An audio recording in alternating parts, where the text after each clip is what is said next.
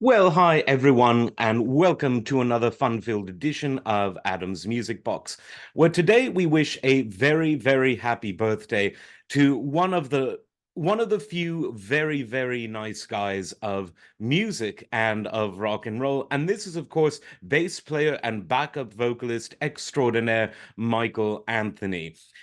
Michael Anthony is obviously best known for his many decades with Van Halen.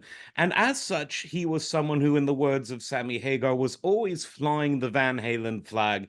He was the quiet member of the band in the sense that in a band full of drama between two brothers they loved each other, but they fought a lot, and lead singers who always fought with the brothers. And there are various interpretations of who was right and who was wrong about that. But throughout all of it, Michael Anthony was the one who remained loyal, committed, and perfect. He wasn't really one to make mistakes. Now, in terms of his musicality, a lot of it was overshadowed by design because when you're in a band with Eddie Van Halen, he's going to be the one who's higher up in the mixes. He's going to be the one where when you do a live show, the cameras are going to focus mostly on him. And when you add charismatic lead singers into the mix, it's quite easy to forget that a really good bass player was right there on stage. If you don't believe me, go to YouTube and Google "Won't Get Fooled Again" Van Halen in studio. And you'll find a video from the early 90s of Van Halen at 5150 Studios playing The Who's "We Won't Get Fooled Again." Now, why is this important? Well, The Who are sort of the opposite of Van Halen in the sense that where Van Halen had a lead guitar player and everyone else, including the charismatic lead vocalist, was kind of second place to this great guitar. The Who was a band with a lead bass player, John Entwistle. And when you see Michael Anthony playing that lead bass part on the Who cover, you can say, okay, this guy has the chops. And then when you go back and listen to him and watch him playing with Van Halen, you can sort of reverse engineer just how good a bass player he is. He's got the dexterity, the flexibility, a great sound, and like I said, he doesn't make mistakes. But of course, the thing he's probably best known for is his extremely wide vocal range and how he put that into use as a backing vocalist for Van Halen. Now, he would harmonize alongside Eddie, who typically took the lower end of the harmony, and Michael Anthony would take the higher end. Eddie once called his voice like a piccolo trumpet.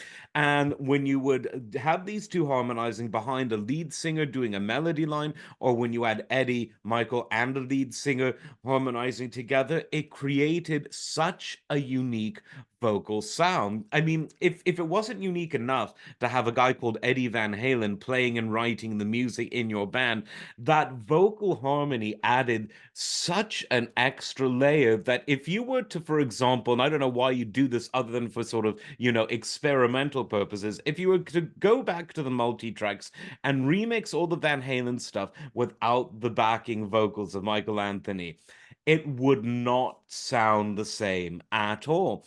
And that's why, while Wolf Van Halen is a great singer and great bass player in his own right, the harmonies were different when Michael Anthony was out of the band and Wolf was in. And that's not to diss anyone, it's just to say that this original formula for harmony that Van Halen had was very unique, and it really was mostly contingent on Michael Anthony. Now, Mike, as I said, was and is a very loyal guy.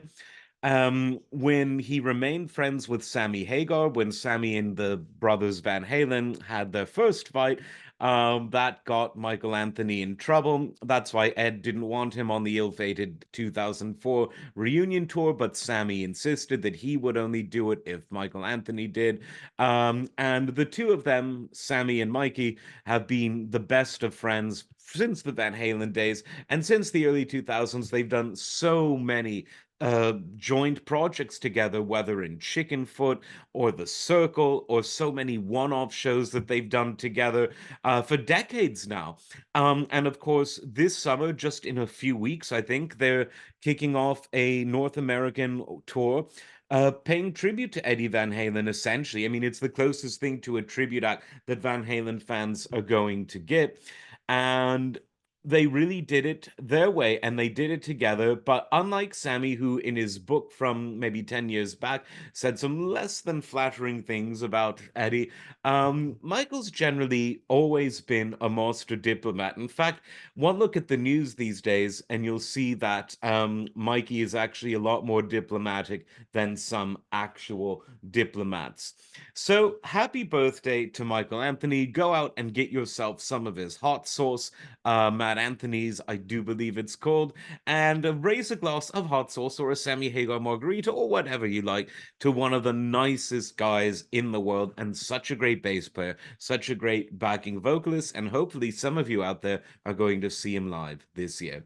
Like, subscribe. We will see you next time. Take care.